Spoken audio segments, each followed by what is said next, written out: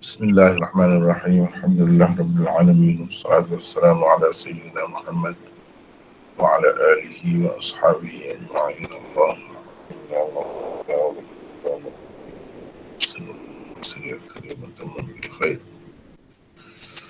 Ini kita masuk hari ini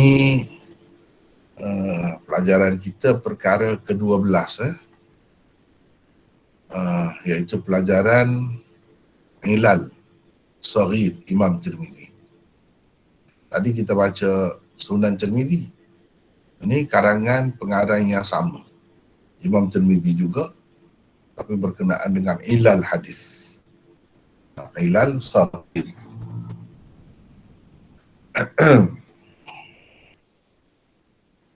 Perkara ke-12, keharusan meriwayatkan hadis yang diterima secara munawalah yang disertai ijazah. Makna asal munawalah ialah memberi atau menyerahkan. Seorang guru memberikan sebuah nuskhah asal kepada muridnya atau salinan yang sudah diteliti dan diperbetulkannya untuk diriwayatkan. Lalu dia berkata, di dalam buku ini saya meriwayatkan daripada fulan dan fulan, dan saya mengijazahkan kepadamu untuk meriwayatkannya dengan sanad saya. Itu dipanggil munawalah yang disertai ijazah, kebenaran meriwayatkan. Munawalah mana beri, holor buku ataupun apa yang tertulis lah, hadis yang tertulis, yang ditulis, beri kepada seseorang lalu dikata begitu, dikata begini. Inilah bentuk ijazah yang paling tinggi. Kalau kata ijazah yang paling tinggi macam ni lah. Dan yang paling baik, munawalah yang disertai ijazah atau kebenaran meriwayatkan. Siapa nak baca ni seterusnya? Siapa ni? Hani. Nur Hani Ya, saya. Daripada mana dah? Gombak. Gombak. Sila baca. Syarat sekejap. Syarat sah munawalah. Ya. Syarat sah munawalah ialah murid mempunyai kitab asal atau salinannya. Jika murid semata-mata mendapat kebenaran meriwayatkan daripada guru tanpa memiliki kitab asal atau salinannya, maka munawalah seperti itu tidak muktabar. Lafaz yang biasa digunakan dalam munawalah ialah hadha sama'i atau riwayati an fulanin farwihi anni. Artinya, ini adalah apa yang telah ku dengar atau riwayatkan daripada si fulan, riwayatkanlah ia daripadaku. Orang yang menerima hadis secara munawalah pula hendaklah meriwayatkannya dengan berkata amba'ani atau amba'ana. Kalau seorang amba'ani, kalau ramai amba'ana. Teruskan.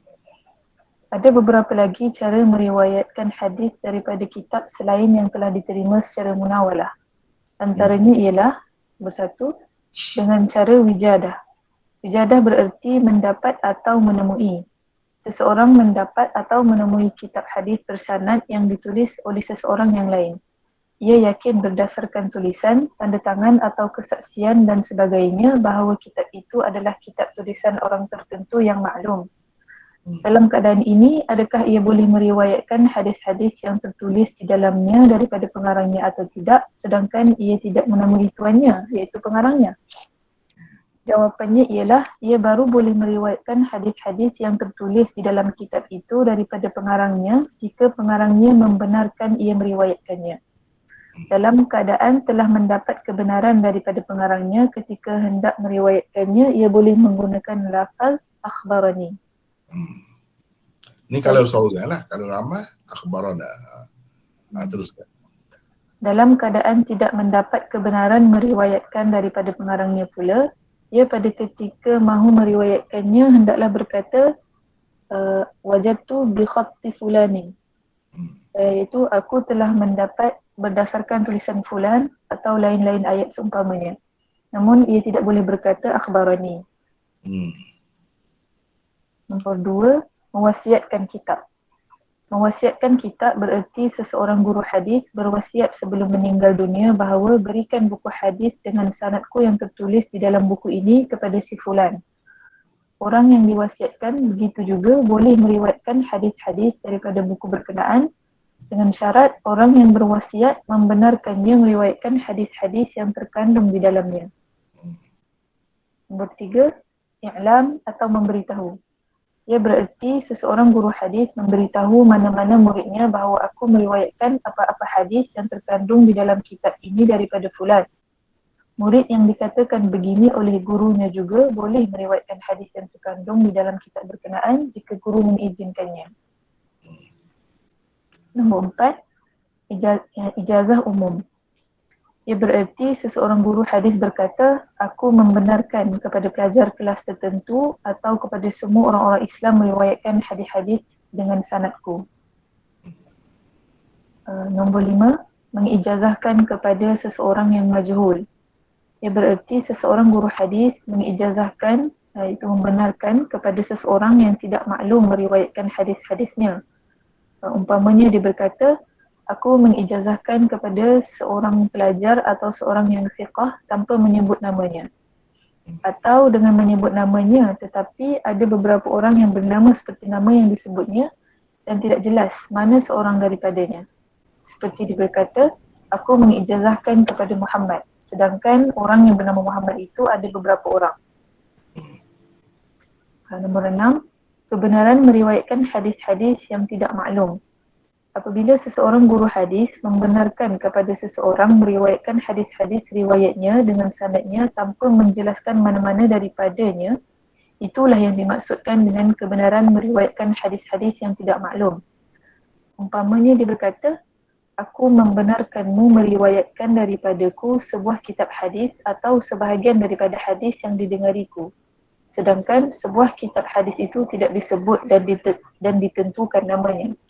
Sebahagian daripada hadis yang didengariku itu juga tidak disebut dan ditentukan yang mana. Nombor 7, mengijazahkan kepada seseorang yang belum wujud. Ia bererti seseorang guru hadis membenarkan seseorang yang tidak wujud atau belum wujud meriwayatkan hadisnya. Umpamanya dia berkata, aku membenarkan anak seseorang yang belum lagi lahir meriwayatkan hadis-hadis dengan sanadku. Perhatian, menurut pendapat yang lebih sahih, tidak harus meriwayatkan hadis yang diterima melalui 4 cara terakhir yang disebutkan di atas. Pendapat yang lebih sahih, maknanya yang kurang sahih, ada dia kata boleh juga, tetapi yang lebih sahih, 4 cara yang terakhir yang tersebut di atas tak boleh. Kita nak riwayatkan hadis, tak boleh. Iaitu 7, 6, 5, 4. Daripada sini, daripada nombor 4 sampai nombor 7, 4 yang terakhir. Ijazah umum, mengijazahkan kepada seseorang yang majhul, tak tahu, tak jelas, tak tahu. Meriwayatkan hadis tu tidak maklum, tidak diketahui hadis mana, kitab mana. Dan mengijazahkan kepada seseorang yang belum wujud, itu tak boleh. Tak boleh begitu. Inilah kesimpulan daripada apa yang dibincangkan oleh Imam Tirmizi akan datang. Imam Tirmizi sebut begitu ya, dalam bentuk riwayat ulama-ulama kemudian buat bahagikan. Ini termasuk dalam perkara ke-11, ini termasuk dalam perkara ke-12. Jadi cerita dia dalam kitab Ilal Saghir tu ada 16 perkara semuanya. Ini yang ke-12. Sebelum ini kita dah belajar apa yang pelajar hadis tu dengar daripada guru dia baca. Guru dia baca. Bila nak meriwayatkan hadis yang seperti itu, istilah asalnya ialah haddatsana. Itu kita bincang dah tu. Kalau murid baca, maknanya bersama rakan-rakan dia lah. Seorang yang baca, yang lain tu dengar. Guru dengar. Dan guru mengesahkan. Betul lah tu. Dia kata betul lah. Jadi bila murid nak riwayatkan hadis yang diterima macam tu, dia kena kata akhbarana. Itu kita dah bincang dah.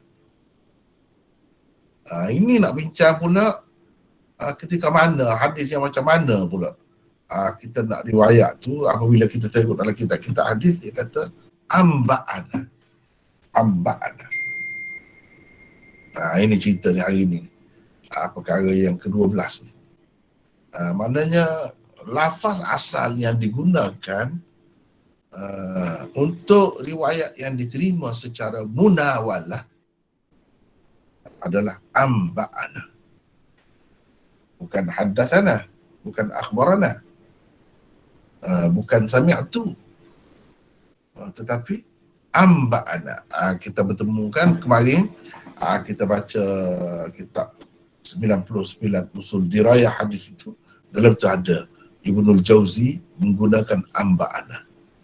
Bila dia guna amba'ana tu, kita tahulah apa maksudnya. Itu riwayat yang diterimanya secara munawalah. Apa itu munawalah? Inilah Imam Tirmizi nak cerita hari ni. Perkara yang ke-12 ni nak cerita tentang munawalah. Dan ada beberapa cara lagi yang dibenarkan, diterima. Kalau kita terima dengan cara tu, boleh kita nak riwayatkan. Dan bagaimana lafaz yang sepatutnya digunakan pun ada disebutkan. Gitulah. Ini munawalah. Iaitu seorang guru memberikan sebuah nuskha asal kepada muridnya atau salinan. Zaman itu salinan, orang salin.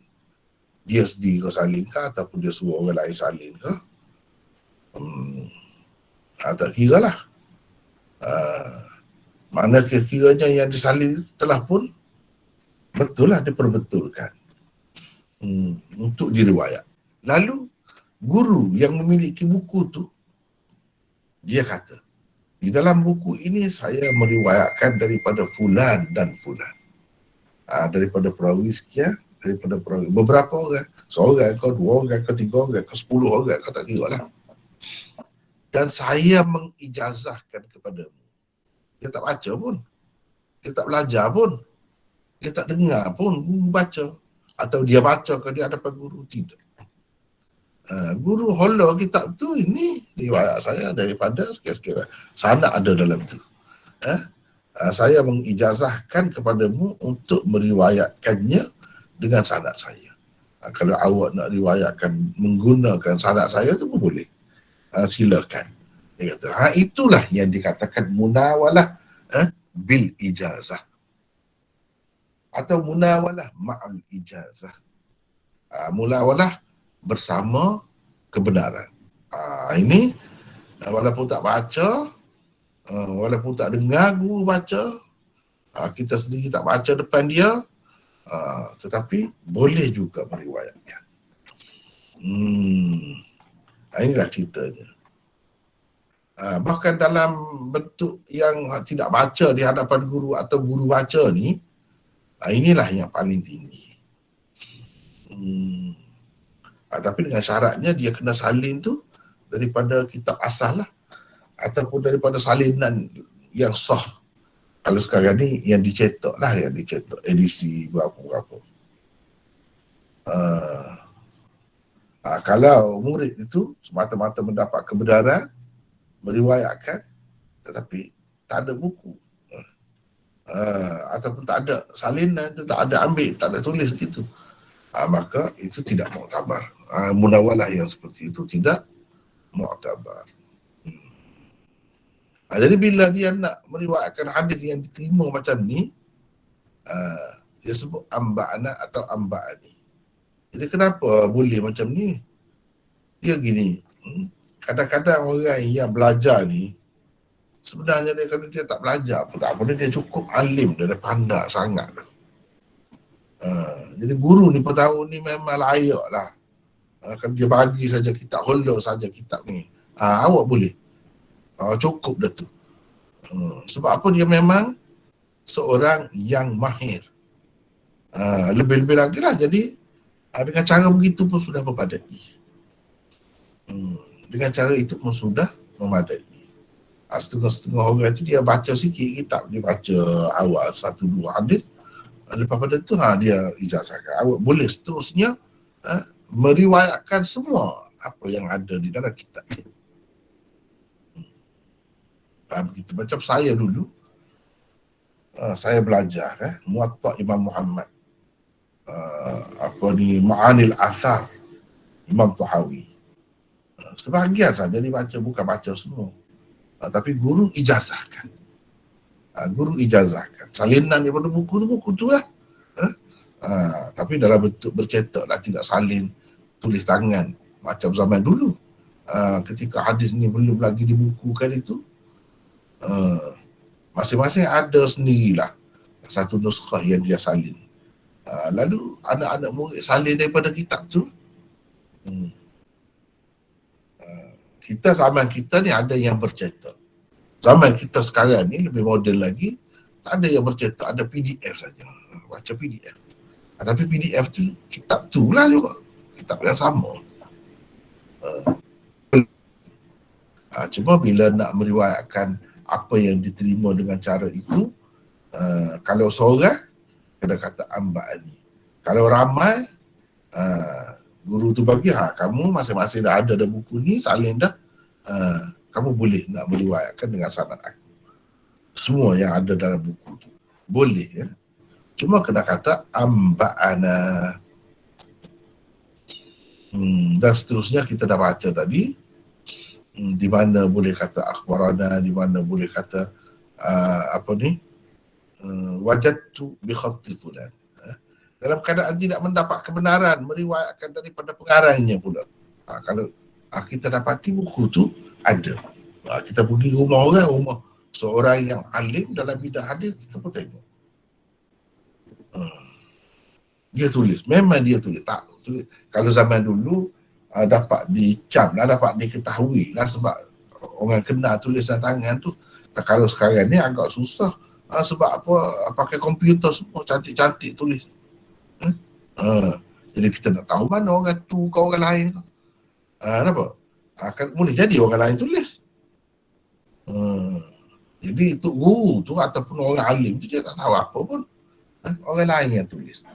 Jadi bila orang lain tulis, tidak dia tulis, boleh jadi ada dimasukkan mana-mana ada di celah-celah tu. Itulah yang bahayanya. Sebab itu dia kena amanah, jaga betul-betul kitab dia tu. Sebab yang dia ada kebenaran untuk meriwayatkan hadis tu untuk beri kepada orang lain tu, iaitu hadis-hadis berkenaan saja, bukan sesuka hati masuk dalam tu. Kalau kita kata tak ada kebenaran, kita dapati, kita pun tengok kita ada kitab ni memang tulisan tangan dia ni, ataupun memang maklum kitab ni memang kitab dia ni, cetak pun ada maklum ni kitab ni, tapi dia tidak ijazahkan. Tak boleh nak kata akhbarani, tak boleh. Amba'ana, tak boleh. Amba'ana tu kalau Munawalah dia bagi depan dia. Ni kita kena kata bila kita nak meriwayatkan hadis tu, selalu kita jumpa dalam kitab-kitab hadis ni, kalau baca banyak sikit, kita akan bertemu wajadtu bi khatti fulan. Aku telah mendapat berdasarkan tulisan fulan.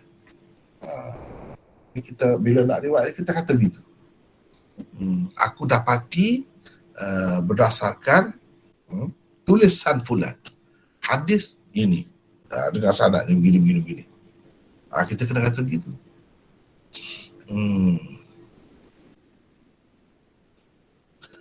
Begitu juga mewasiatkan ini semua ni, seperti yang kita baca tadi, jelas dah, cukup jelas. Kalau ada lagi yang tidak jelas, nanti tanyalah, kita bincangkan pula, insya-Allah. Seterusnya ini teks yang asal. Jadi yang di atas tadi saya buat ringkasan kepada apa yang dibincangkan oleh Imam Tirmidzi ini. Itu ringkasannya. Qala Abu Isa وقد أجاز بعض أهل العلم الإجازة إذا أجاز العالم لأحد أن يروي لأحد عنه شيئا من حديثه فله أن يروي عنه. Lepas tu ini bukti-bukti. Ini 1, 2, 3 ni bukti. Bermaksud kata Abu Isa At-Tirmidzi, sesungguhnya sesetengah ahli ilmu membenarkan ijazah. Ijazah mana? Apabila seseorang alim, yakni muhaddis, bukan alim biasa, alim ni pun ramai juga macam-macam pula. Kalau dia alim bahasa tak boleh, dia kena alim hadis lah. Apabila seseorang alim, yakni muhaddis, membenarkan seseorang meriwayatkan mana-mana hadis riwayatnya, maka bolehlah orang yang dibenarkan itu meriwayatkan daripadanya. Jadi kalau ada kebenaran, boleh kita riwayatkan. Itulah yang dikatakan munawalah yang disertai ijazah. Yang kita baca tadi. Tapi dengan syarat dia ada kopi tu, ada kopi tu. Ada kitab asal tu. Kita pegang waktu lah. Seterusnya untuk nak mengajar, nak menyampaikan hadis tu kita pegang. Atau kita hafal berdasarkan apa yang ada tertulis dalam buku tu. Tak kira lah buku tu besar ke kecil ke, hanya ada 10 hadis ke, tak kira lah. Lagu tu dipanggil tadi. Seterusnya 1. Siapa nak baca ni?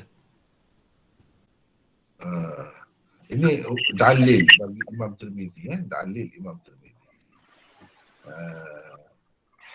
Boleh sesetengah ahli ilmu membenarkan ijazah apabila orang alim mengijazahkan kepada seseorang untuk meriwayatkan kepada orang lain daripadanya sesuatu daripada hadisnya.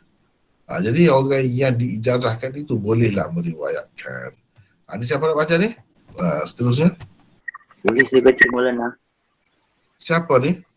Muhammad Fadil.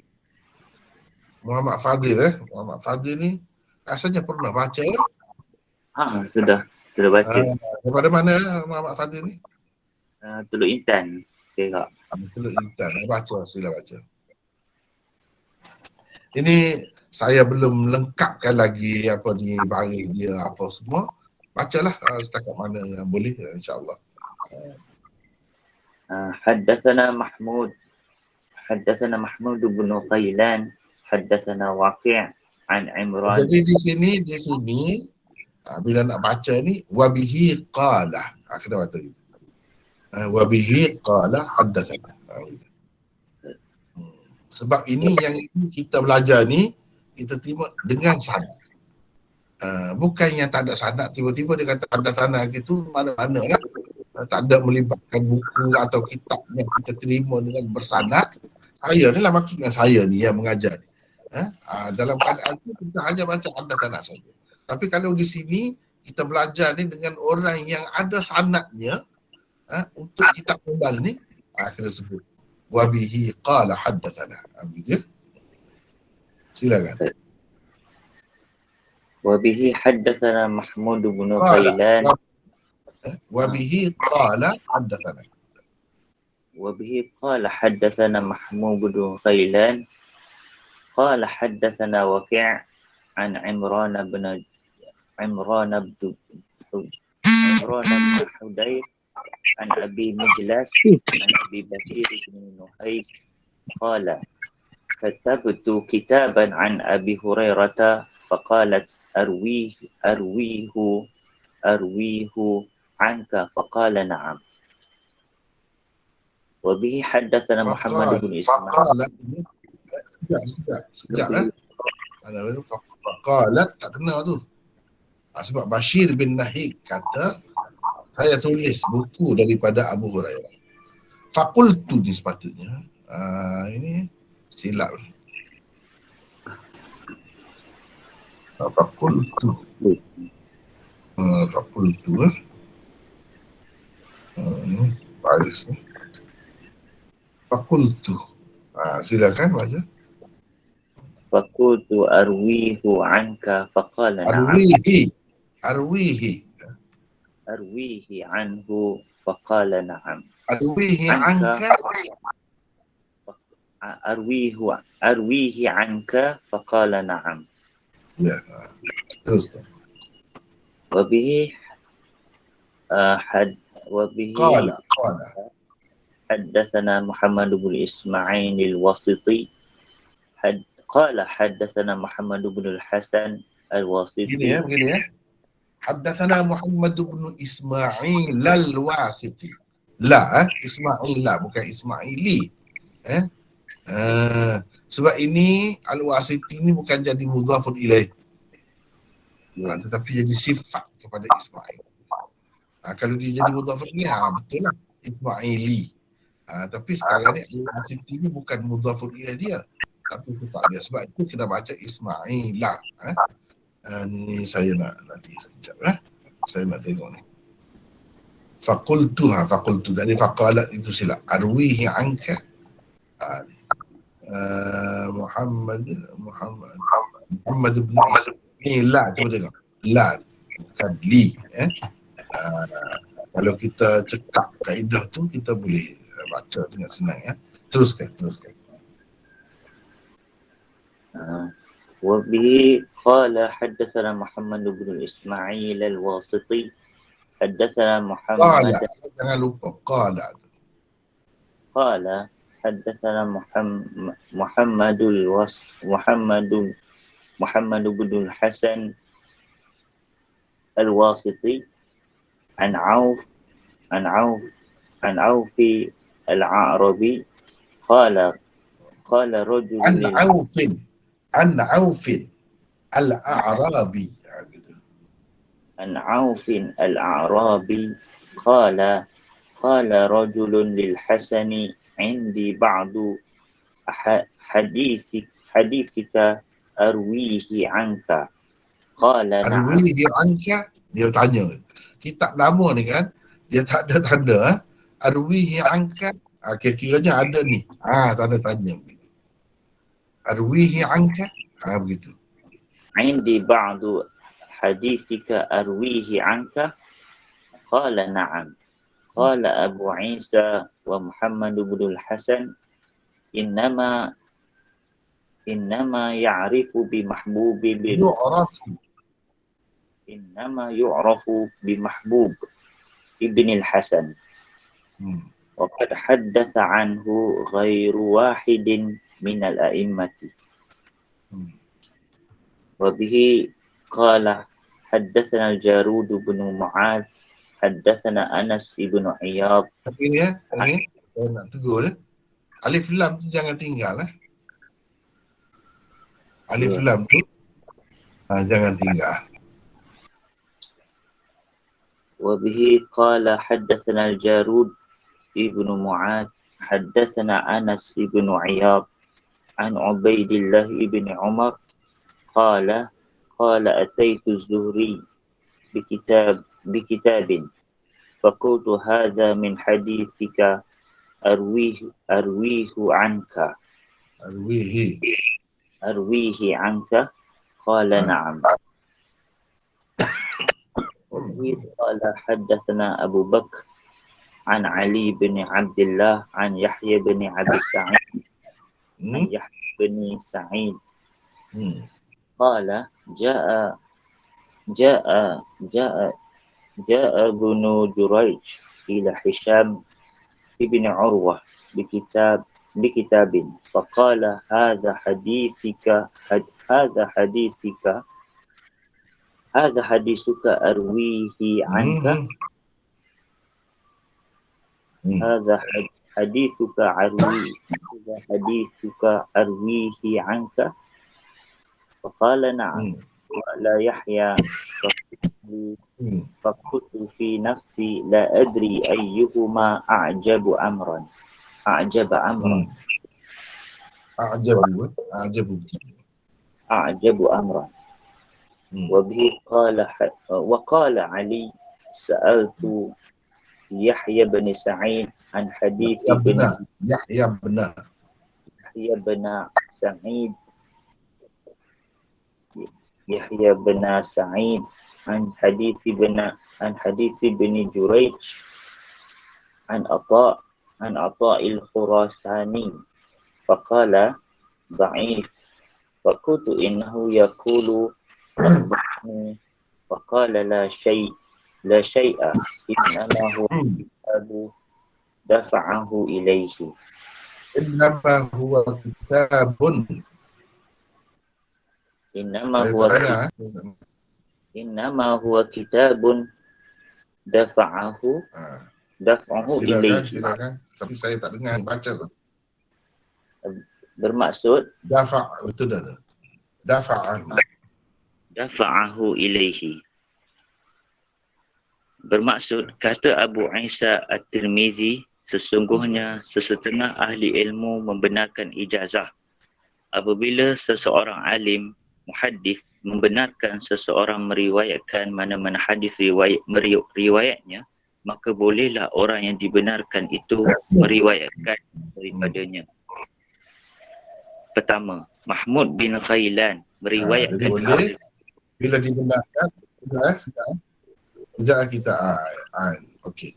Itulah yang dikatakan munawalah yang disertai ijazah. Bila seorang muhaddis membenarkan seseorang meriwayatkan mana-mana hadis riwayatnya, maka bolehlah orang yang dibenarkan itu meriwayatkan daripadanya. Padahal tak baca pun. Guru tak baca, murid pun tak baca. Dia bagi. Itulah yang dikatakan munawalah. Ini contohnya. Apa ni Imam Tirmizi sebut ni. Lepas tu dia bagi contoh. Teruskan. Daripada Merkantan. Mahmud pertama. Mahmud bin Ghailan. Pertama, Mahmud bin Ghailan meriwayatkan kepada kami, katanya. Waqi' meriwayatkan kepada kami daripada Imran bin Hudair, daripada Abi Mijlas, daripada Hudair. Bukan Dhad. Imran bin Hudair daripada Abi Mijlas, daripada Bashir bin Nahik. Kata beliau, aku telah menulis sebuah buku daripada Abi Hurairah. Lalu aku berkata kepadanya, bolehkah aku meriwayatkan daripadamu? Jawab beliau, ya. Dia jawab, ya. Jadi di sini ada nota di sini, cuba baca ni. Apa yang diterima oleh Bashir bin Nahik daripada Abu Hurairah ini bukan semata-mata berdasarkan ijazah. Malah ia telah didengari beliau daripada Abu Hurairah sendiri secara khusus. Jadi ini bukan munawalah ni. Yang sebenarnya daripada maklumat yang diperolehi daripada kitab-kitab rijal, Bashir bin Nahik dia baca, ataupun dia dengar sendiri Abu Hurairah baca, bukan sekadar munawalah saja, tidak. Tetapi zahirnya nampak betul lah. Kalau kata munawalah saja, bila dah riwayat. Apa lagi kalau memang dia dengar Abu Hurairah sendiri. Seperti Hammam bin Munabbih dalam Sahih Muslim. Hammam bin Munabbih ni dia mewarisi kitab Abu Hurairah tu. Dia pegang kitab Abu Hurairah. Atau salinan dia lah, dia salin. Kitab Abu Hurairah tu kan yang terkenal, Abu Hurairah tulis masa Nabi lagi. Tetapi dia tulis kemudian lagi daripada Abdullah bin Amr bin Al-As. Nama kitab hadis dia tu As-Sahifatus Sahihah. As-Sahifatus Sahihah. Yang ditulis oleh Abdullah bin Amr bin Al-As, As-Sahifatus Sadiqah. Dipanggil Sahifah. Sahifah Sadiqah, itu yang kemudiannya kalau kita tengok di dalam kitab-kitab sunnah disebut an Amr bin Shu'aib an abihi an jaddihi. Kalau sebut macam tu mesti daripada kitab tu. Kitab yang diwarisi turun-temurun oleh anak cucu Abdullah bin Amr bin Al-As. Akhirnya yang ada di dalam kitab-kitab sunan itu an Amr bin Shu'aib an abihi an jaddi, daripada Amr bin Shu'aib, daripada ayahnya, daripada datuknya tu maksudnya Abdullah bin Amr bin Al-As. Itu kalau Hammam bin Munabbih ni yang tadi an Amr bin Shu'aib an abihi an jaddi, anak cucu Abdullah bin Amr bin Al-As ni, ulama berbeza pendapat tentang kitab dia tu. Adakah dia hanya wijadah atau munawalah atau berdasarkan sama? Berdasarkan sama. Jadi ada yang mengatakan itu hanya wijadah, bukan munawalah pun. Jadi Amr bin Shu'aib ni, Amr ni dapat kitab tu secara wijadah. Dia dapat ada di rumah dia, rumah ayah dia, gitu. Dia bukan dengar pun daripada ayah dia. Seterusnya sampai kepada Abdullah bin Amr bin Al-As, dia tidak dengar pun. Tetapi dipercayai itu kitab datuk dia atau salinan daripada kitab datuk dia. Dengan sebab itu Yahya bin Sa'id Al-Qattan kata, sebab apa? Sebab dia kata apa yang diriwayatkan oleh Amr bin Shu'aib daripada ayahnya, daripada datuknya, diperolehinya secara wijadah. Atau kalau kita tidak kata semuanya, tidak diketahui mana yang didengarnya dan mana yang hanya beliau dapat tiada dalam kitab itu, beliau tak dengar pun. Sebab itu dia kata dhaif. Berhubung dengan sanad itu, Hakim kata sahih. Imam Tirmizi kata hasan. Kata hasan hadis itu. Dan orang yang sependapat dengannya kata hasan. Tetapi Yahya bin Sa'id Al-Qattan mengatakan hadis itu dhaif. Berbeza keadaannya dengan sahihah Abu Hurairah. Ia bukan bagi kepada orang di bawah dia, kitab dia bagi dalam bentuk ijazah ataupun tinggal kitab dia dalam rumah dia, lepas tu orang dapati orang kata kitab dia. Bukan begitu. Selain daripada salinan, dapat dia juga mendengar Abu Hurairah. Apa yang ada dalam hadis itu Abu Hurairah sebut juga pada dia. Sebab itulah, yang itulah Imam Muslim ambil masuk ke dalam kitab dia. Sebab itulah Imam Muslim kata hadza, bila dia sebut Hammam kata hadza ma haddatsanahu Abu Hurairah.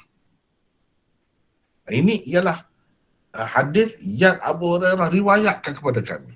Bukan kami dapat dalam buku dia dibagi gitu saja atau salinan dia begitu saja, bukan. Tetapi yang dia perdengarkan kepada kami. Pada kedudukannya itu tinggilah, tinggi.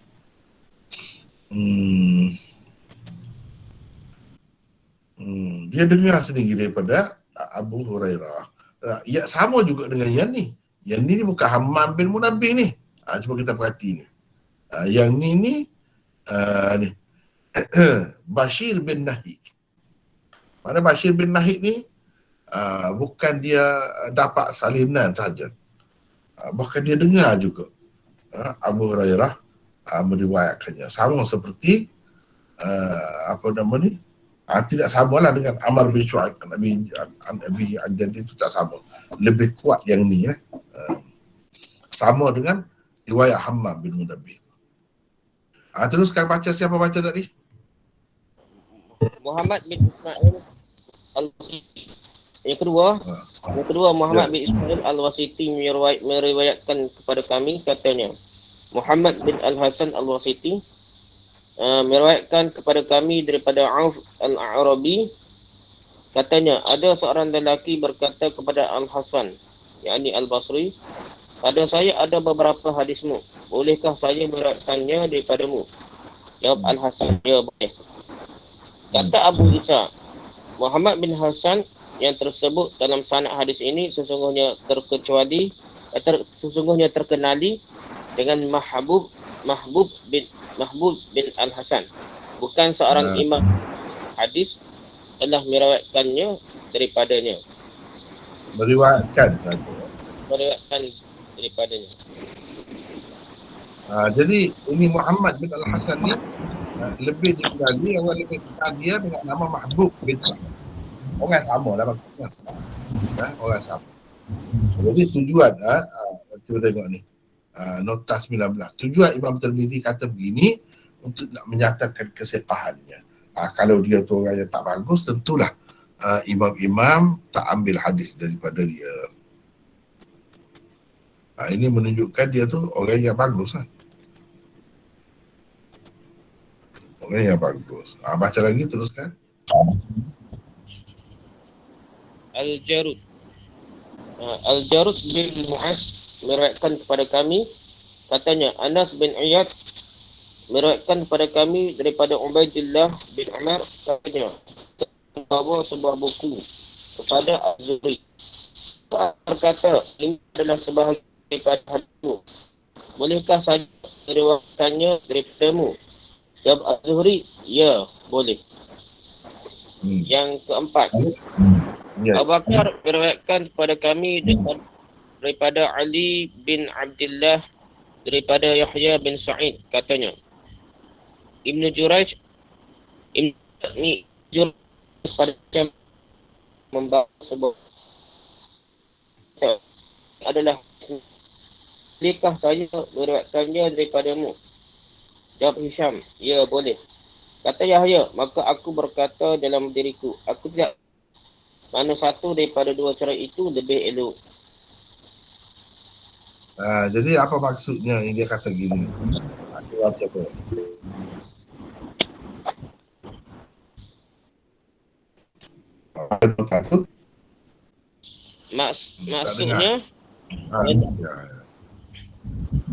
Maksudnya ialah mana satu daripada dua cara penerimaan hadis, iaitu dengan guru membaca di hadapan murid atau guru memberikan saja kitabnya kepada murid di samping membenarkannya, meriwayatkan hadis-hadis yang terkandung dalam buku tersebut. Bagi Yahya, kedua-duanya sama. Jadi sama taraf dia. Dengar ke ataupun bagi begitu. Terutamanya kalau yang diberi itu memang orang yang alim. Memang orang yang alim. Dia akan baca dengan betul lah. Dia akan baca dengan betul. Lagilah boleh.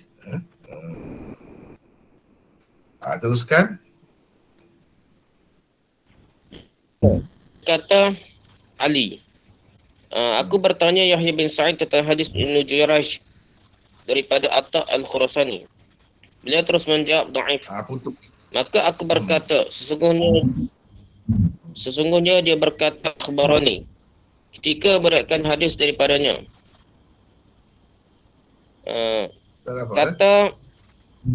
Kata Yahya, tidak apa-apa.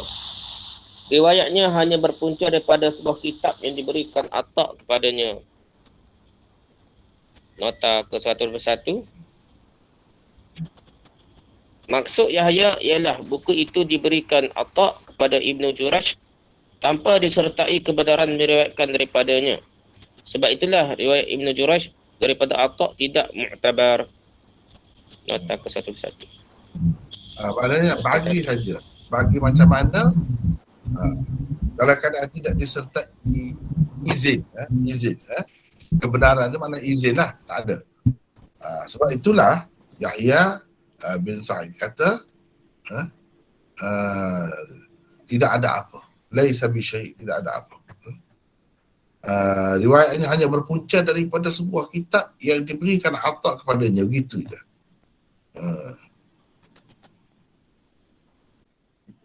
Maknanya tanpa disertai kebenaran. Yang munawalah Yang dikatakan muktabar itu diberikan dengan ijazah, dengan kebenaran untuk meriwayatkan daripadanya. Kalau bagi saja begitu tak jadi.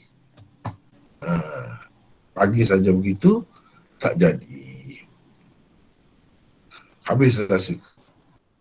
Jadi apa maksud Imam Tirmizi nak cerita ni? Apa kaitannya dengan cerita tentang mudawalah, ijazah, i'lam, wasiat dan sebagainya? Apa tujuan dia nak cerita? Dia nak cerita apa? Ada siapa-siapa boleh jawab? Boleh bagi pandangan? Imam Tirmizi nak cerita apa sebenarnya? Dalam konteks yang kita belajar ni. Ilal hadis. Boleh? Aznan tu boleh tak? Aznan apa pendapat Aznan? Imam Tirmizi nak cerita apa ni? Dah kita baca dah tadi habis tu. Perkara ke-12 tu. Atau sesiapa sajalah saya buka. Saya buka peluang untuk jawab pertanyaan saya tadi. Apa maksud Imam Tirmizi kemukakan semua ni? Apa? Apa maksudnya? Silakan, mana ni yang ramai-ramai ni saya tak nampak ni. Sila tampilkan diri.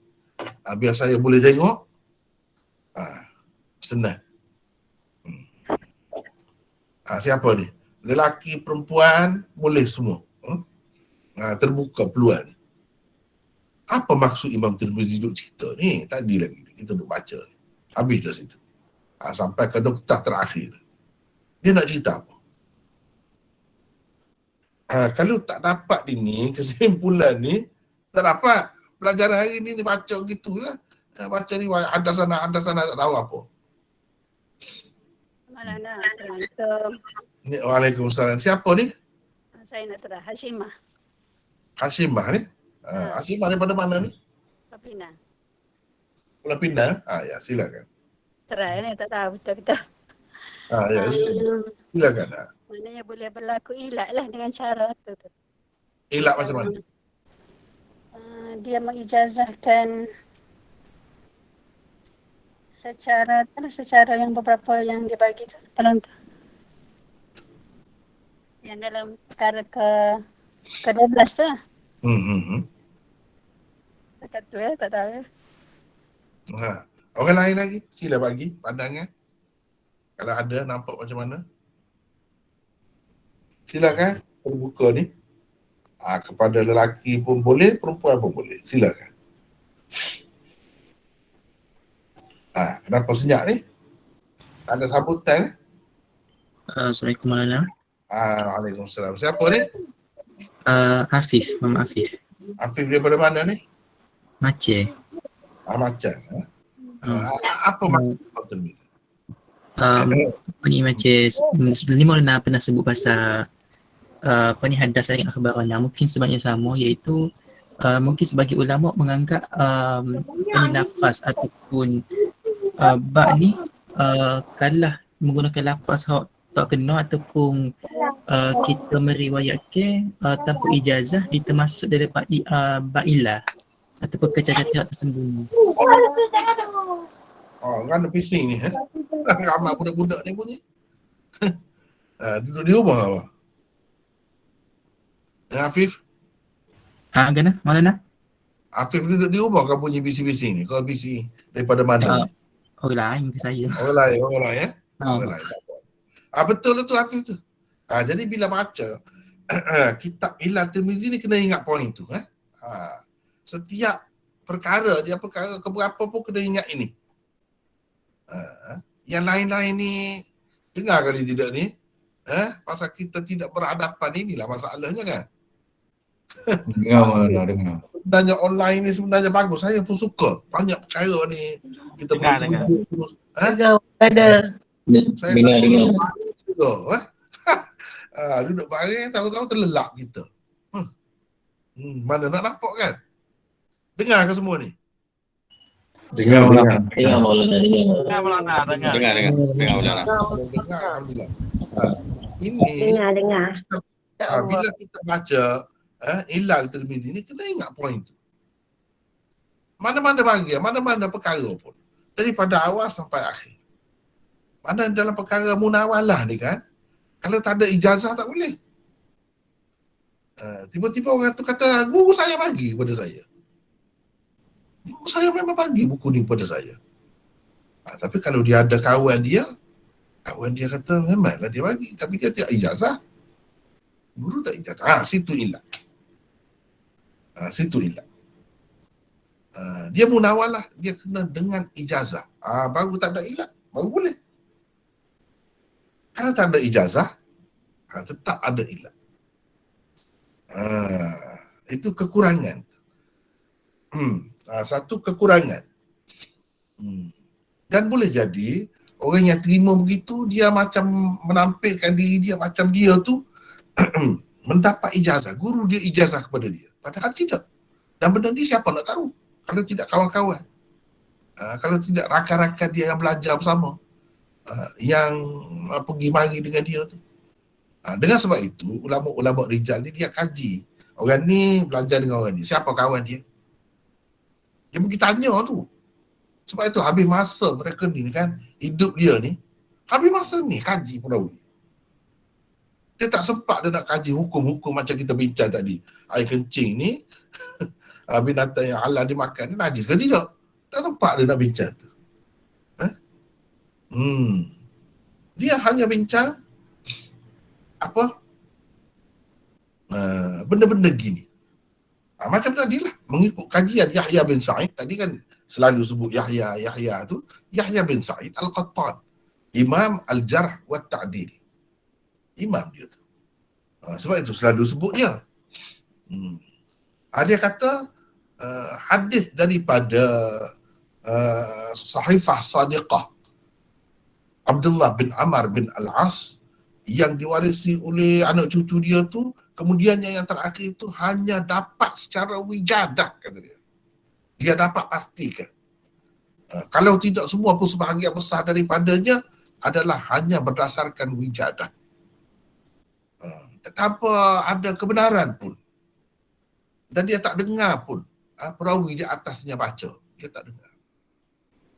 Dengan sebab itu, dia kata dhaif hadis tu. Sebab apa? Ada illat. Illatnya itulah. Illatnya itu.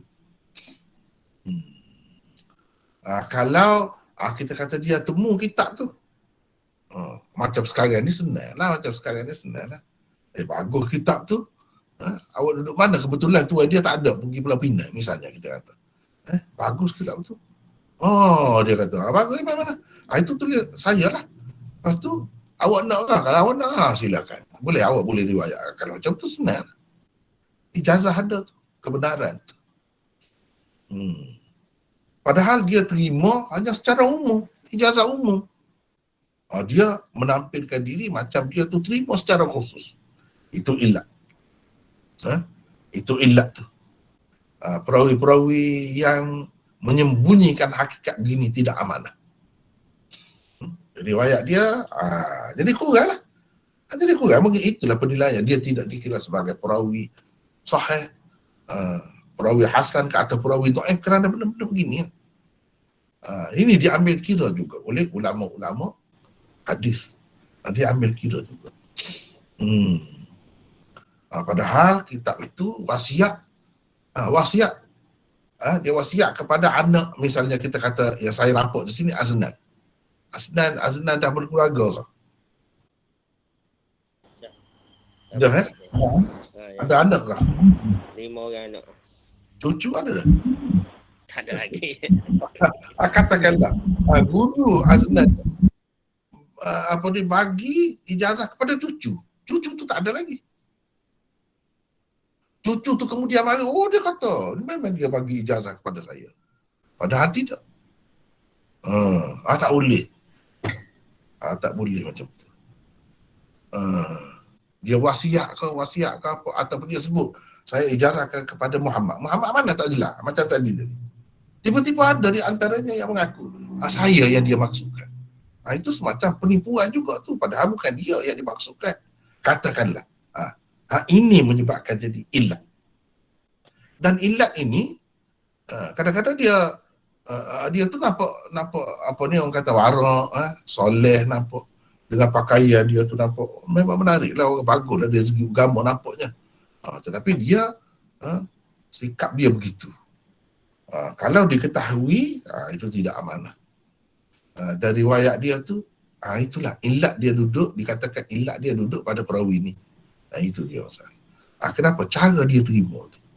Cara dia terima tu adalah cara yang tidak benar. Tadi kan saya dah tulis dari sini.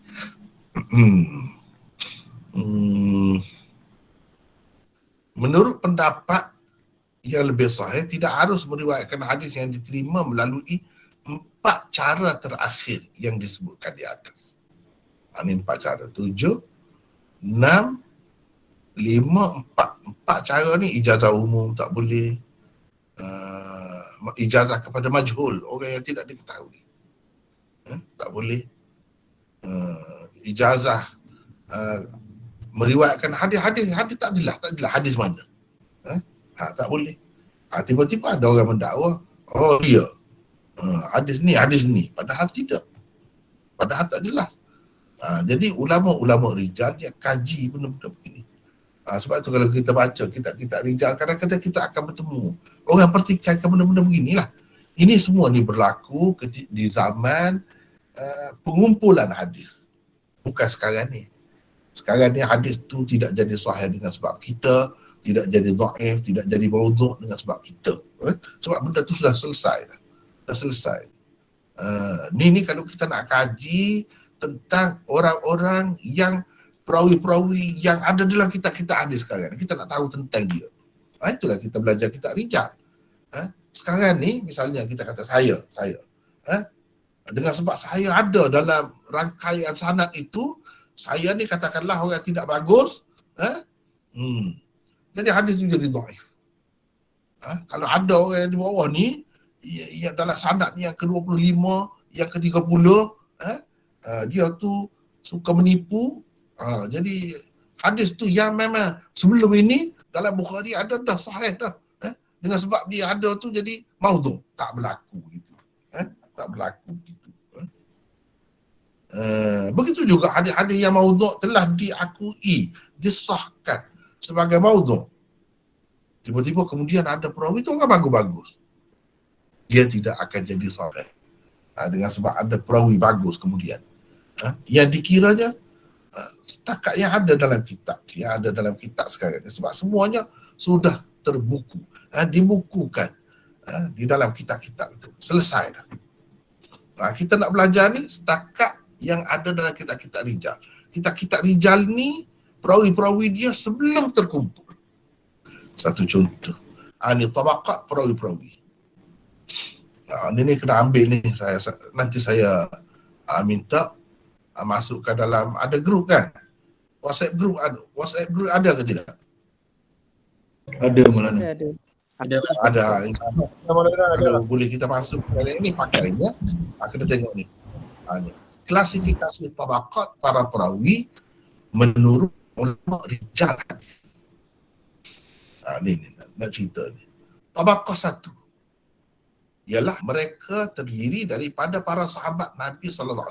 Ini daripada atas. Kita ambil daripada atas, Nabi, bawa dia sikit. Sahabat. Golongan ini dikecualikan daripada tindakan jarh dan ta'dil. Sahabat ni semua tak ada kena-mengena, tak ada berkait dengan jarh dan ta'dil. Dia kata perawi ni penipu, perawi ni dajjal, perawi ni lupa, perawi ni macam-macam masalah. Tak ada. Sahabat ni tak ada. Dia terlepas daripada tindakan jarh dan ta'dil. Di dalam kitab-kitab jarh dan ta'dil tak ada mempertikaikan sahabat mana-mana pun. Ini kalau mengikut Ahlus Sunnah wal Jamaah. Sebab apa? Sebab itulah ulama-ulama terima semua. As-sahabatu kulluhum udul. Sahabat-sahabat ni semuanya adil. Jadi kita tak perlu persoal dah. Sebab apa yang kita kata terima begitu? Sebab Allah mentakdilkan dia. Siapa lebih daripada Allah? Nabi mentakdilkan dia. Siapa lebih daripada Nabi? Orang-orang lain yang kita terima ni, perawi ni thiqah, perawi ni bagus, perawi ni soleh, perawi ni sabt, teguh, perawi ni imam, Itu orang manusia yang kata tu. Itu pun kita terima kan? Itu pun kita terima kan? Apabila orang mentakdilkan, imam ni mentakdilkan seseorang tu, dia kata orang ni bagus, orang ni ingatan kuat, sebagainya, kita terima. Bagaimana dengan manusia yang Allah mentakdilkan dia? Ini mengikut akidah ahli sunnah wal jamaah. Dia akidah ni ada, sentiasa ada dalam bab mana-mana pun dia ada akidah ni. Sehingga ke dalam bab rijal ni, ilmu rijal ni pun dia ada juga akidah. Jawabnya Allah mentakdilkan dia. Bila Allah mentakdilkan seseorang tu atau satu generasi sahabat, Nabi kata dia ahli syurga. Allah kata dia ahli syurga. Allah redha dengan mereka. Mereka redha dengan Allah. Redha di mana puas hati dah. Takkan Allah nak puas hati, kita katalah, kalau Nabi nak puas hati dengan orang yang bermasalah.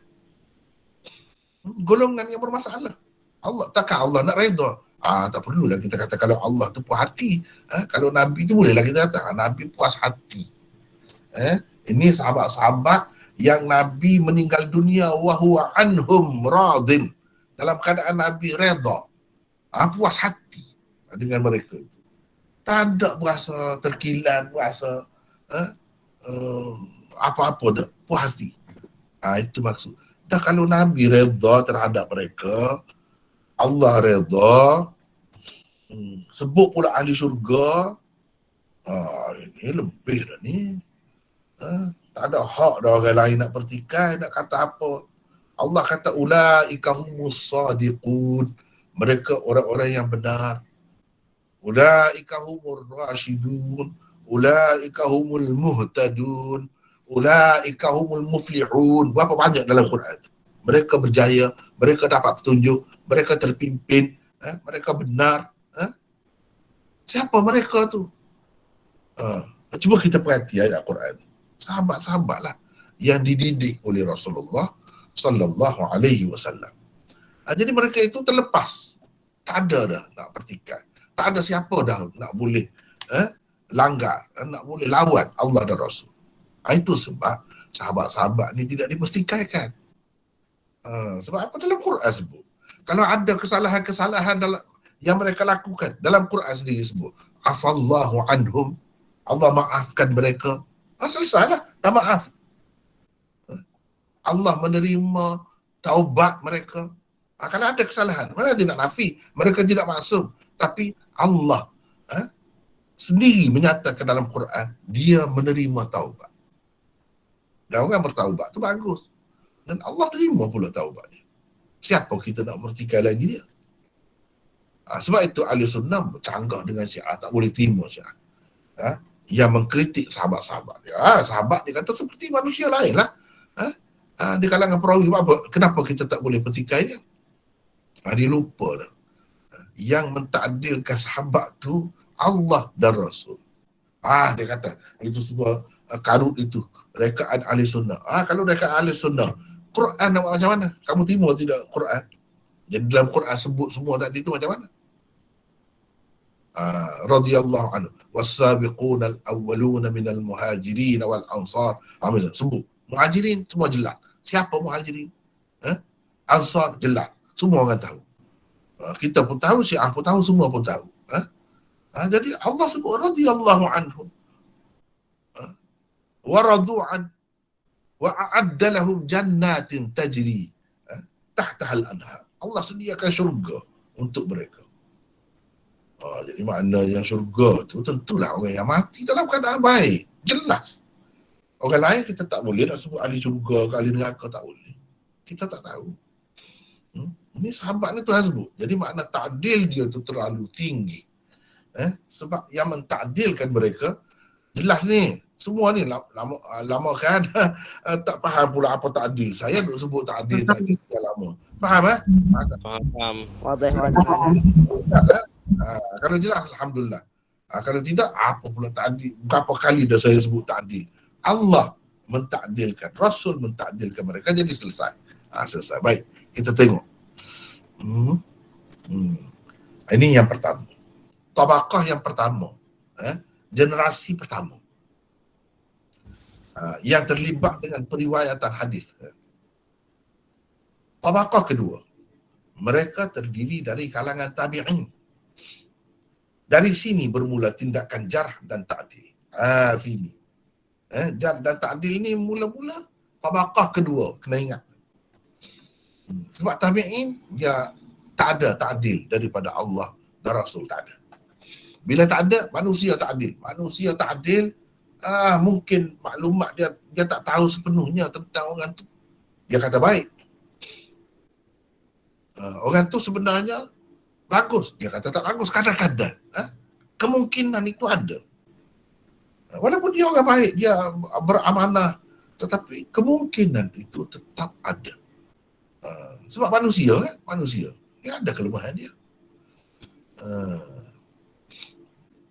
Termasuk dalam tabaqah kedua ini para tabi'in besar seperti Sa'id bin Musayyab, Urwah bin Zubair dan lain-lain. Jadi kalau dalam kitab-kitab hadis dia sebut tabaqah kedua, tabaqah ketiga, kena ingat ini istilah ni. Sebagai contoh saya nak bagi di sini. Ni. Di dalam kitab ni. Ni, cuba tengok ni. Sebagai contoh ni kitab Tuhfatul Ahwazi Syarah Tirmizi. Ni Affan bin Muslim. Lepas dia sebut tentang Affan ni, jarh dan ta'dil dia min kibaril ashirah. Ni daripada perawi besar peringkat ke-10, tabaqah ke-10. Tabaqah ke-10 kata fi taqrib, demikian tersebut dalam Taqribut Tahdzib Hafiz Ibn Hajar.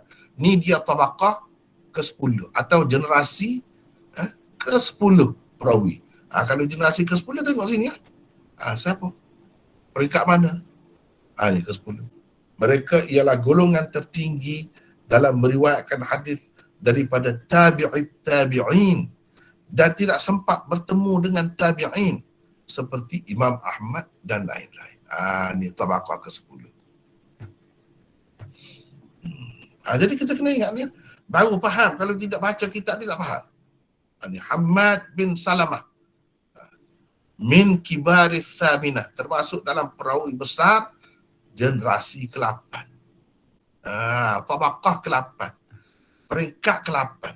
Kalau peringkat ke-8, cuba tengok sini. Mereka terdiri daripada tabi'in peringkat tengah seperti Sufyan bin Uyainah, Amr bin Abi Qais dan lain-lain.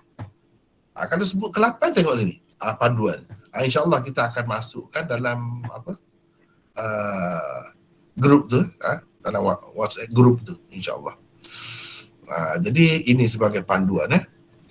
2, 3, tabaqah ketiga, mereka terdiri daripada golongan tabi'in di peringkat tengah seperti Tawus. Tabaqah keempat, mereka terdiri daripada golongan tabi'in yang semua riwayatnya diambil daripada kalangan tabi'in besar seperti Az-Zuhri dan lain-lain. Tabaqah kelima, inilah. Jadi ikut panduan ini supaya kalau kita baca kitab-kitab seperti ini, Tuhfatul Ahwazi, kita boleh faham. Boleh faham. Begitulah lebih kurangnya. Nampak dah tu lah. Jadi kita kena tengok tabaqah itu. Ini tentang tabaqah. Ni semua ni terlibat dengan jarh dan ta'dil. Setakat ni lah yang ada setakat ni. Lepas tu kitab-kitab ni dikumpulkan. Dikumpulkan dalam kitab seperti yang ada sekarang ni. Tertib tabaqat yang dikemukakan ini adalah berdasarkan apa yang dibentangkan oleh Hafiz Ibn Hajar di dalam Taqribut Tahdzibnya. Bermula dari tabaqat kedua hingga tabaqat ke-6 adalah tabaqat para tabi'in. Bermula dari tabaqat ke-7 hingga tabaqat ke-9 adalah tabi'in. Tabaqat atba' tabi'in bermula dari tabaqat ke-10 hingga tabaqat ke-12. Secara ringkas dapatlah dikatakan golongan tabi'in berada dalam 5 tabaqah. Golongan tabi'in berada dalam 3 tabaqah. Dan golongan atba' tabi'in juga berada dalam 3 tabaqah. hingga tahun 100 Hijrah, semua orang dari tabaqah kedua telah meninggal dunia. Pupus. Dari tahun 100 Hijrah hingga 200 Hijrah, orang-orang dari kalangan tabaqah kedua hingga ke-8 semuanya telah meninggal dunia. Pupus. Ini kajian perawi tentang perawi-perawi. Tabaqah ke-9 hingga ke-12 adalah tabaqah yang hidup selepas tahun 200 Hijrah. Dan ketika ini buku-buku banyak dah tulis dah. Sudah siap dah. Kitab-kitab yang kita tengok hari ini sebagai kitab-kitab hadis itu, inilah. Jadi perawi-perawi yang menentukan sesuatu hadis itu yang terikat dengan tabaqat-tabaqat ini. Adapun yang selepas itu, zaman kita sekarang ni tak memberi apa-apa kesan kepada sesuatu hadis itu. Sama ada kesan buruk ke atau kesan baik ke, tak ada. Cumanya kita naknya kalau boleh untuk mendapat keberkatan, kalau boleh saluran sanak tu orang baik-baik, orang hebat-hebat. Kira-kiranya itu yang lebih terpelihara untuk mendapat keberkatan dan sebagai tradisi lah, menghidupkan tradisi umat Islam yang berbeza dalam ilmu hadis ni khususnya. Mereka sangat mementingkan benda ni, itu saja. Bukan sebagai penentu, bukan sebagai penentu. Hadis yang telah sahih tidak jadi dhaif, tidak jadi maudhu' dengan sebab adanya orang yang jahat, orang yang tak betul, tidak amanah kemudian. Hadis yang maudhu' dah dulu telah ulama dalam kitab-kitab rijal dah ada dah, itu selesai. Dengan adanya perawi yang baik-baik kemudian tidak memberi apa-apa makna. Tidak memberi apa-apa makna, ya. Jelas itu? Boleh? Boleh ke tu? Boleh. Itulah sekadar dia lebih kurang untuk hari ini. Kemudian kalau ada persoalan, ada kemuskilan, ada nak bincang, boleh kita berkongsi, insya-Allah. Tadi ada soalan tanya tadi, saya suruh simpan dulu soalan. Boleh sekarang ni kemukakan. Silakan. Apa masalah? Assalamualaikum warahmatullahi wabarakatuh. Waalaikumsalam warahmatullahi. Saya Arif Maulana daripada Kuala Lumpur. Ya. Ada apa masalah? Ada beberapa soalan lah, tapi saya bagi satu soalan dululah yang berkaitan dengan baru isu yang Maulana ulas tadi. Apa pandangan Maulana tentang Syekh Nasruddin Albani yang mentahqiqkan hadis-hadis daripada kutub Arba'ah Islam? Sebenarnya saya banyak dah bercakap tentang dia, video-video dalam YouTube. Ada banyak dah. Kalau boleh tengok situ pun begitu. Walau bagaimanapun, bagi saya okeylah, dia salah seorang tokoh. Ada perbezaan pendapat, itu biasa. Ada kekurangan, kelemahan sedikit, orang lain pun sama, begitulah. Yang lain lagi, ada lagi? Apa lagi? Assalamualaikum Maulana. Waalaikumsalam. Saya Muhammad Sobri daripada Bandar Pucuk Alam. Ya. Nak tanya Maulana, untuk zaman kita sekarang ni, adakah jika seseorang tu dia nak membacakan hadis kepada masyarakat, adakah dia juga berhajat untuk memiliki sanad sebagaimana orang silam dulu lah? Tak perlu sebenarnya. Tak perlu. Kalau ada pun macam saya ada ni. Ini sebagai nak menghidupkan tradisi. Dan sebagai nak mendapat keberkatan. Itu saja. Mudah-mudahan dapatlah berkat orang-orang yang hebat-hebat dalam rangkaian sanad itu. Kita pun ikut jejak langkah mereka, ikut cara mereka, sistem mereka, itulah sekadar itu. Kalau tak ada sanad pun boleh mengajar sebenarnya. Asalkan dia tu cukup persediaannya untuk memahami hadis, untuk mengajar hadis, boleh. Seperti Quran lah, tafsir apa semua tu. Tak perlu sanad. Sanad hanya sekadar memenuhi tradisi turun-temurun kita. Itu saja. Cuma kelebihan orang yang ada sanad, macam saya sebutlah, dia boleh kata wabihi qala haddatsana. Bila dia sebut gitu tu, mana dia ada sanad. Kalau hadis kitab-kitab yang kita tidak ada sanad, tak perlu kata begitu. Kita kata hadas, kan mula-mula tu kan dia keluar haddatsana, kita kata haddatsana lah mula-mula. Kecuali kitab-kitab yang kita ada sanad, kita sebutlah. Jadi bila orang dengar dia tahu kita ada sanad. Mungkin kalau dia tanya mana sanad, ini sanad. Itu saja bezanya. Bezanya begitu. Cumanya berdasarkan pengamatan saya dan orang-orang dulu-dulu sebut, dia memang keberkatan tu ada. Inilah orang panggil tabarruk ni. Berpanjangan tabarruk. Tabarruk dengan Rasulullah tu tak adalah kita, tapi dengan orang-orang seterusnya, orang-orang soleh, orang-orang yang baik, orang-orang yang alim tu sentiasa ada.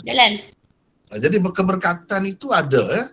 Keberkatan itu tidak nafis. Sebab itu kita tengok kebanyakan hebat-hebat yang buat kerja, yang menyambung kerja-kerja ulama dahulu ni, orang-orang yang macam ni. Itu berdasarkan pengamatan lah. Misalnya saya tengok kalau di Pakistan, di India, yang hebat-hebat yang mengarang kitab, yang mengajar, kemudian banyaklah orang sebut sebagai tokoh tu, sebenarnya yang ada sanad begini. Yang belajar secara bersanad, berguru betul-betul lah, dan guru-guru tu bagus-bagus. Yang tu yang jadi. Tapi yang biasa-biasa ni, yang tak ada, dia tak jadi. Itu berdasarkan pengamatan. Ada kebenarannya juga. Ini termasuk dalam bab tabarruk, kalau berkat lah. Itu saja. Dan tabarruk, berkat tu kita bina sendirilah. Bina sendiri. Bentuk hidup kita ni dalam lingkungan Islam, cara hidup Islam, dia akan mari dengan sendiri berkat tu. Dia akan mari dengan sendiri. Kita tak ada sanad pun, berkat tu bermula daripada kita. Gitulah maksudnya. Sebab itu lepas tu orang pilih pula dalam sanad tu tokoh-tokoh yang hebat-hebat, yang banyak jasa, yang menulis kitab-kitab hadis ni, terlibat dalam kitab-kitab. Memang itu yang dipilih. Itu disebut sanad yang bagus lah. Gitulah sekadar tu.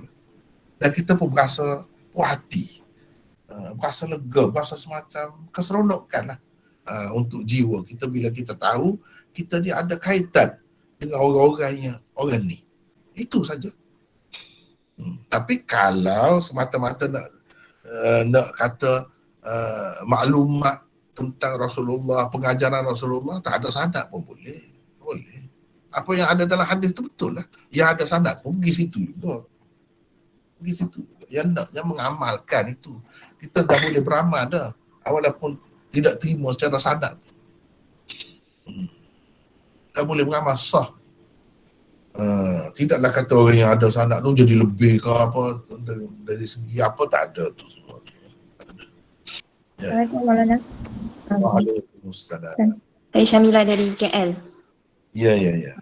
Nak tanya kalau kita nak teruskan pakai sistem sanad macam Maulana sebut tadi, kalau guru tu bagi ijazah umum dalam kategori keempat yang tadi, dalam perkara ke-12 kita baca tadi tu, kalau dia guru bagi ijazah umum tetapi untuk kelas tertentu, kemudian pada hujung kelas tu kita register nama dan kemudian guru tu tulislah nama kita dalam sijil tu, adakah dikira masuk kategori 3 atau masih kategori ijazah umum?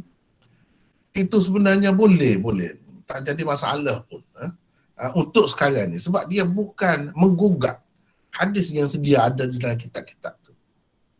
Bukan ia yang menentukan kesahihan, elok hadis yang sudah sedia ada tu, tidak. Jadi dengan sebab itu, kalau nak ijazah umum pun bagi saya lah boleh. Cumanya sepatutnya kalau nak ijazah khusus lah, sebagaimana tradisi, dia tidak bagi kepada umum gitu. Kalau dia nak bagi pun kepada orang-orang yang memang layak lah untuk mengajar lah, kalau dengan maksud mengajar pula. Kalau semata-mata nak menyambung riwayat hadis tu boleh.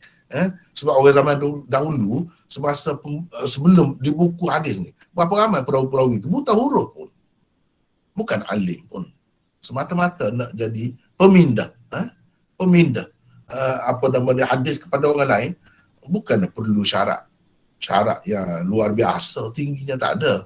Tapi kalau dengan maksud untuk menyambung, mengajar kitab-kitab hadis, bagi saya dia kena ijazah khusus itu. Maknanya orang tu memang layak. Dia boleh baca sendiri dah kitab ni lancar. Tak ada lah kita kata sekat-sekat sana. Dia memang cukup persediaan ilmu, alat apa semua. Sepatutnya kalau orang macam tu kita boleh ijazah. Tak payah baca pun tak apa. Ijazah saja. Boleh. Yang lebih baik lagi kalau belajar macam kita belajar sekarang ni.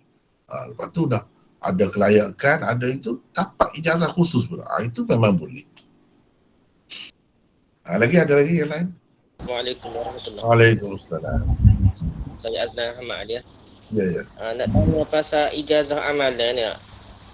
Ijazah amal tertentu ni. Jadi setengah jadi budaya pondok-pondok ni. Adakah betul ke tak boleh pakai ke tak boleh pakai? Sekian.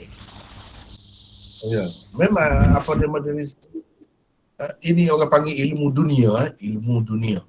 Semua ni ilmu dalam istilah dia panggil pelimunan lah, macam-macam ilmu takluk lah, ilmu tak nampak lah, ilmu lipat bumi, macam-macam nama dia tu kan. Dia ilmu bomo ke apa, memang dia kena ijazah baru jadi. Di situ kita nampak memang ada kesan juga ijazah ni. Dari segi kenyataan kita tengok pengamatan kita, yang ada ijazah, yang belajar secara khusus pula dengan berguru yang memang dia akui, memang itu lebih menjadilah, orang kata, lebih menjadi. Dan kalau kita tak terima cara dia tu, tak jadi. Itulah masalahnya. Ini menunjukkan ada sesuatu juga. Ada sesuatu juga pada ijazah tu. Pada sanad tu tidaklah kata tak ada langsung, sia-sia saja. Ada. Macam menghafal Quran lah, kita kata hafal Quran. Sekarang ni apa perlu hafal Qurannya? Buka Syamilah, kau buka apa-apa aplikasi, terus temu, berjumpa terus. Apa susah-susah hafal Quran? Jadi macam mana sikap kita? Gini, hafal Quran tu tetap dapat pahala, tetap dapat kelebihan. Walaupun kita dah ada macam-macam aplikasi yang mudah untuk nak cari Quran dengan pantas, dengan cepat, tetapi hafal Quran itu tetap ada kelebihan sampai bila-bila. Dalam hadis pun sebut banyak juga tentang kelebihan hafal Quran sampai kiamat. Walaupun banyak mana ada kemudahan pun tetap ada kelebihan. Jadi kita ambil peluang lah. Ambil peluang. Kita ni penyimpan kalam Allah. Pembawa kalam Allah. Kalam Allah yang hidup, maknanya yang hidup. Itu keberkatan juga tu. Keberkatan dalam diri kita ada tu. Itu besar maknanya tu. Jangan pula kita kata dah ada kemudahan lain, tak perlu dah. Jangan. Dia ada kelebihan tersendiri. Assalamualaikum. Waalaikumsalam. Saya Zudin daripada Lungun. Ya. Saya minta Maulana Hura sikit apa yang dimaksudkan dengan kata Abu Isa tu. Nombor 2. Kata Muhammad bin Hasan yang tersebut dalam sanad hadis ini sungguhnya terkenal dengan Mahbub bin Al-Hasan, bukan seorang imam hadis. Ya. Kenapa dia riwayat gitu? Dia maksudnya dia nak cerita dia nama. Kadang-kadang kan kita di dalam orang Kelantan kan Izzuddin ni. Saya Terengganu. Terengganu. Pak Teh ada apa ni Pak Teh? Pak Teh. Ada orang panggil orang Terengganu guna? Ada. Jadi misalnya kita kata ni saya nampak dekat pasal ada gambar dia ada pasal saya ni, saya nampak Aznan. Aznan ni nama dia Aznan. Tapi dia terkenal dengan Pak Teh. Gitulah. Jadi Pak Teh ni orang yang hebat. Bukan seorang dua. Imam-imam, orang besar-besar riwayat daripada dia. Ini menunjukkan dia ni orang yang thiqah. Dia nak ceritanya itulah sebenarnya. Ini perawi yang thiqah. Dipercayai oleh ulama-ulama. Itu salah satu cara dia nak menyatakan perawi ni thiqah. Itu cara dia. Hasan Basri situ tu dia bukan maksud Hasan Basri tu. Imam Hasan Hasan. mana? Lain. Itu lain. Mana tadi? Dalam kurungan tu dia buat Al-Hasanul Basri. Yang keberapa tadi? Muka surat 77 yang kedua. Oh, 77.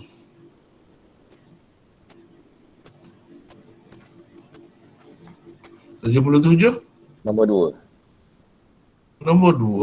Nombor 2.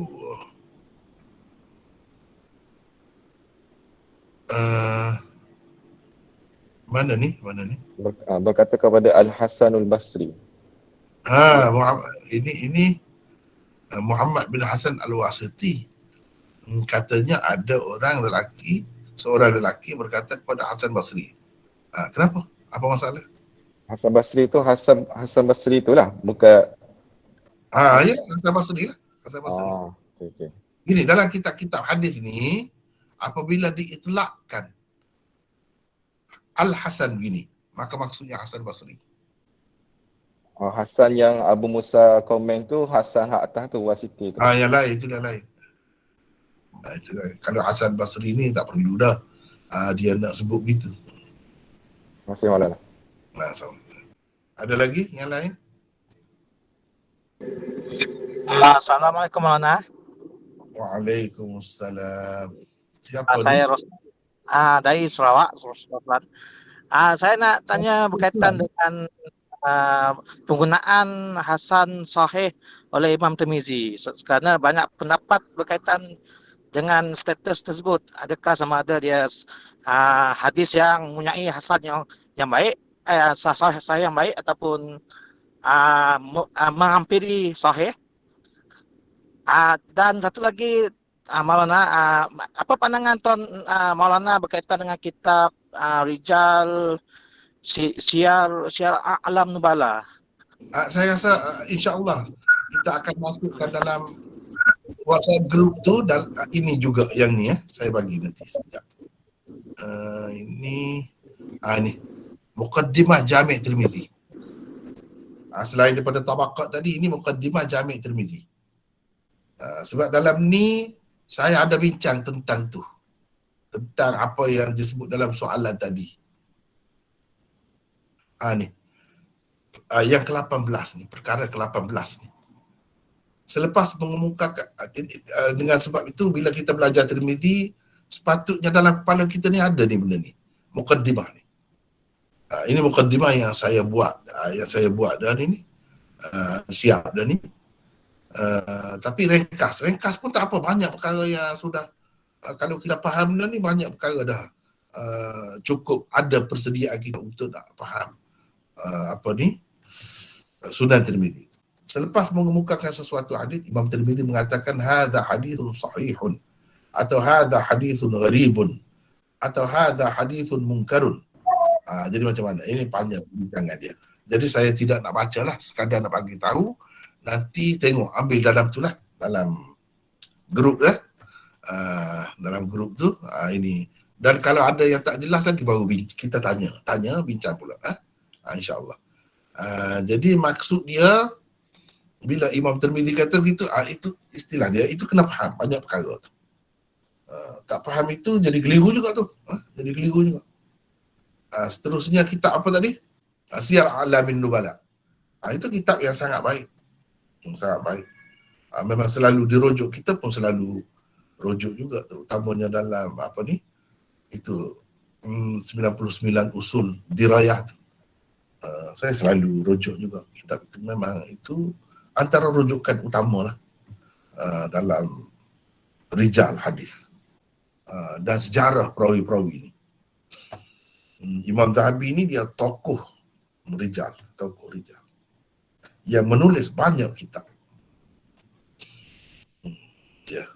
Kitab Mu'tabar itu. Cuba kitab Mu'tabar pun secara umum lah, mungkin di celah-celah tu ada yang dipertikaikan, itu cerita lain pula, itu lain. Dia tetap ada benda tu. Ada lagi yang lain? Silakan. Assalamualaikum Maulana. Waalaikumsalam. Saya Fatimah dari Kedah. Ya. Maaf, saya cuma nak kepastian pasal sahabat dikecualikan dari dikenakan jarh dan ta'dil. Di bawah tajuk jarh dan ta'dil, syarat terima perawi antaranya adalah ad-dabtu, iaitu antara cirinya tak buruk hafazan. Jadi adakah ini bermakna tiada sahabat yang buruk hafazan? Itu saja. Jazakallah khairan. Dia begini ya. Sahabat-sahabat ni kalau dia tak ingat dia tak cerita. Itu beza dia dengan orang lain dia. Kalau kita kaji, pelajari sejarah dia termasuk kitab Siyar A'lamun Nubala apa dan lain-lain lagi, bila kita kaji kita akan dapat peribadi sahabat itu. Bahkan yang dia ingat pun dia tak cerita kalau tak perlu. Setengah-setengah sahabat tu kan dia tak ingat betul-betul lafaz. Dia tak akan itu. Dia tak akan kemukakan hadis tu. Cuma dia buat, dia amal. Dia tak bercakap banyak. Boleh dikatakan yang meriwayatkan hadis tu kira-kira dia yakin itu. Dia yakin. Dia tak akan ada apa ni, dia lupa dalam keadaan lupa pun dia cerita.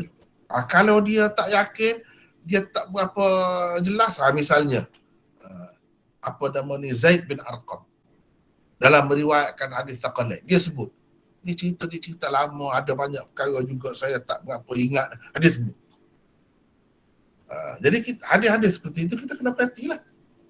Sebab ada kemungkinan dia tak ingat sungguh sebab dia sebut. Kalau tidak, sahabat-sahabat ni begitulah. Dengan syarat sahih lah hadis tu. Kalau hadis tu sahih, memang boleh dipercayai lah. Kita tak perlu dah persoal tentang dhab dia tu, dia ingat betul ke tak ingat. Dia kalau tak ingat, boleh katakan sahabat dia tak akan bercakap. Gitulah mudahnya. Dia tidak seperti orang lain. Bahkan kalau yang dia tahu pun lafaz dia tak ingat. Setengah-setengah tu lah yang terlalu pegang dengan lafaz itu. Riwayat ni mesti dengan lafaz, tak boleh dengan makna. Tapi bukan semua sahabat begitu. Ada juga sahabat yang ramainya dengan makna pun boleh. Tetapi kira-kiranya yang dia sampaikan itu yang dia yakin lah. Kalau dia tidak yakin, dia akan sebut atau. Itu menunjukkan dia keraguan ni, sebab itu dia kata syak perawi.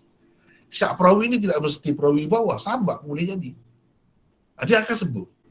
Kalau dia tidak yakin, dia akan sebut atau Nabi kata begini.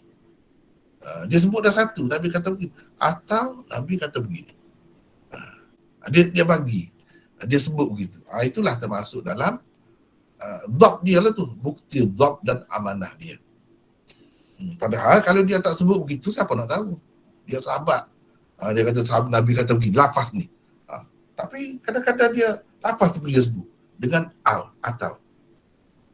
Tu lisyak, untuk syak. Menunjukkan dia tak berapa pasti di situ. Lafaz mana satu yang Nabi guna. Kalau tidak yang ni antara dua tu lah. Begitu. Itu menunjukkan dhab dia tu lah. Kalau dia terlupa, dia akan cerita saya terlupa dah. Gitu dia. Sebab itu kita tengok ramai sahabat-sahabat ni tak ada riwayat dia. Tak ada, satu pun tak ada. Nama dia ada, tapi tak ada riwayat. Sebab bab riwayat ni dia cukup jaga. Cukup berhati-hati, bercermat. Sebab kesan daripada itulah sabda Nabi, man kadzaba alayya muta'ammidan falyatabawwa maq'adahu minan nar, itu betul-betul meresap dalam jiwa sahabat. Itu terbukti kalau kita baca sejarah dia lah. Sejarah mereka, kita akan dapati benda ni. Ada lagi yang lain? Assalamualaikum Maulana. Waalaikumsalam. Saya Fatimah daripada Gombak. Soalan saya, adakah syak seorang perawi itu menjejaskan riwayat? Sebab kalau dalam Sahih Bukhari pun ada beberapa juga hadis kan yang perawi syak kan, macam tu. Tidak, dia tidak menjejaskan. Bahkan itu lebih menguatkan lagi. Sebab dia diakui sebagai orang yang lebih, orang yang kuat ingatan. Tiba-tiba yang syak macam tu dia sebut. Kalau dia tak sebut, kita tak tahu. Itu menunjukkan dia seorang yang bagus, seorang yang tawaduk, merendah diri, tidak mendabik dada, tidak mengaku hebat, tidak. Kalau dia ragu, dia cerita. Itulah. Terutamanya di kalangan sahabat. Kalau di kalangan perawi lain pun, dia tidak akan menjejaskan dia. Misalnya kita kata seorang hafiz Quran, dia ada terlupa pun tidak mencecaskan dia. Tidak akan hilang gelaran hafiz itu daripada dia. Sepatutnya begitulah, sebab dia memang hafiz. Cuma hafiz macam mana pun ada ketika dia terlupa juga. Ada ketikanya. Kalau kita nak kata seorang yang hafiz ni tak ada langsung terlupa, tak mungkin macam tu. Tak mungkin. Sebagai manusia dia ada lupa tu. Lama tak baca sikit, lupa lah. Leka sikit, lupa lah. Dengan sebab itu, cuba tengok apa usaha hadis Quran tu pun boleh terlupa. Padahal Quran itu yang selalu dibaca. Hadis macam mana? Lagilah. Dengan sebab itu, hadis yang ada ni, setakat yang ada, kitab-kitab yang ada ni, terutama yang telah ditahqiq, ditakhrij, apa semua, ini sangat bagus, cukup meyakinkan. Sebenarnya. Tak ada kitab-kitab lain dalam bidang lain sampai begitu sekali ketatnya, ketelitiannya, rapi, dikawal sepenuhnya, secukupnya. Tak ada macam tu. Ini berlaku hanya kerana hadis itu sebenarnya mukjizat juga. Kalau tidak, tak boleh berlaku macam ni. Berapa ramai ulama-ulama rijal ni, habis hayat dia. Macam mana dia tu boleh buat kerja ni? Tak ada kepentingan apa, tak ada kita kata tawaran ataupun kemudahan yang mungkin dia dapat, kemudahan dunia. Tapi dia tetap menghabiskan masa dia, mengorbankan jiwa tenaga dia. Untuk apa? Untuk jaga hadis dari semua sudut. Jadi macam mana tidak meyakinkan kita lagi? Kalau buku-buku sejarah tu pun kita boleh percaya, padahal tak tahu sanad mana. Ni apa lagi hadis ni yang ada sanad macam ni. Dan memang kalau kita tengok kan, hadis ni keistimewaan dia, cuba tengok hadis yang kita belajar. Kadang-kadang hadis pendek sikit je, pengajaran yang terkandung di dalam sampai berpuluh-puluh boleh kita keluarkan. Cuba tengok. Tu hebat, tu bukan kalam manusia biasa macam tu. Kemudian kita tengok hari ni dia guna, maknanya ahli-ahli nahu tengok ini cara guna ni, cara guna idmar ni, tadmin ni. Hebat tu. Dia kena orang yang memang hebat dalam bahasa. Padahal Nabi tu tak belajar, jelas, maklum, semua maklum. Tak belajar mana-mana sekolah, dengan mana-mana guru pun tak ada dia. Semalam kita dah bincang, Nabi guna tasbih makhluk. Dan tasbih makhluk ni memang dalam bahasa dia tu. Dia guna cara tu. Jadi pokok tamar itu menyerupai orang Muslim. Bukan orang Muslim menyerupai pokok tamar. Apa di sebalik itu? Apa di sebalik itu? Ini percakapan, ini bukan percakapan orang biasa, ni percakapan orang yang terlalu bijaksana. Bukan sekadar bijaksana biasa, orang yang dipimpin oleh Allah, dijaga oleh Allah. Sehingga akhirnya kita terkeluar kata-kata begitu akhirnya. Terutama orang yang dah belajar lama, memang kita akan terasa begitu. Ini bukan biasa ni, luar biasa. Dengan kawalan, dengan penjagaan Allah SWT ni. Boleh macam ni. Cuba kita tengoklah orang lain, mana ada orang sibuk bercakap tentang nak tulis kata-kata dia. Mana ada? Sebelum Nabi kita ke, selepas Nabi kita ke, mana ada orang dia sibuk nak perhati perbuatan dia, tindak tanduk dia, bercakap dan diam dia, duduk bangun, mana ada macam tu. Ini menunjukkan daripada Allah sebenarnya untuk memimpin manusia. Hudan linnas. Assalamualaikum. Waalaikumsalam warahmatullahi. Saya Tyson dari Johor. Ya. Maulana nak tanya yang Tabaqat 1 tadi tu. Ya. Memang kita jelaslah yang sahabat tu dia semua adil dah kan. Ya. Cuma ada kemungkinan tak zaman yang satu zaman dengan tu golongan munafik tu dia menyelewengkan ataupun dia mereka-reka hadis, golongan munafik satu zaman dengan Rasulullah SAW. Jadi ada kaedah tak ulama tentukan untuk golongan macam gitu? Itu tak ada. Boleh dikatakan kalau sebut sahabat, dan sebenarnya macam saya sebut tadi, setengah sahabat tu nama dia ada, hadis dia tak ada. Yang ada hadis dia kira-kira yang popular lah. Walaupun satu dua hadis pun kira-kiranya memang hebat lah, diakui sungguh lah, tidak diragui dah. Tidak ada orang kata ini mungkin dia munafik, tak ada. Kalau yang munafik tu tak ada lah, insyaAllah. Kita boleh yakin memang tak ada yang munafik tu.